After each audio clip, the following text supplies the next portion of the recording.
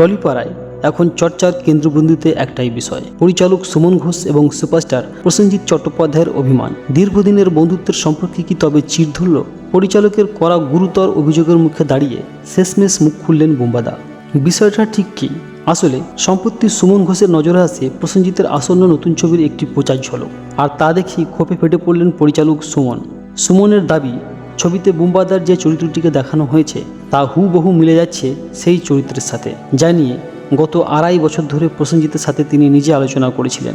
এমনকি সুমন দাবি করেছেন সেই সিনেমাটি প্রযোজনা করার কথা ছিল প্রসেনজিতের নিজস্ব প্রযোজনা সংস্থার। পরিচালকের এমন বিস্ফোরক অভিযোগ প্রকাশ্যে আসতেই টলিপাড়ার অন্দরে শোরগোল পড়ে যায়। প্রশ্ন ওঠে, তবে কি বন্ধুর ভাবনা চুরি করলেন সুপারস্টার?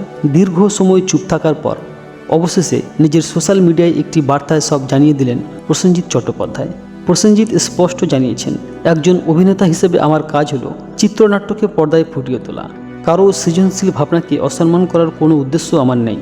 সুমন ঘোষের প্রতি নিজের শ্রদ্ধার কথা পুনরায় ব্যক্ত করে তিনি জানিয়েছেন, এই বিষয়টি নিয়ে অন্য কোনো উদ্দেশ্য তার নেই। অন্যদিকে ছবির প্রযোজনা সংস্থার পক্ষ থেকে জানানো হয়েছে যে এই ছবি পুরোপুরি মৌলিক গল্প থেকেই তৈরি করা হয়েছে।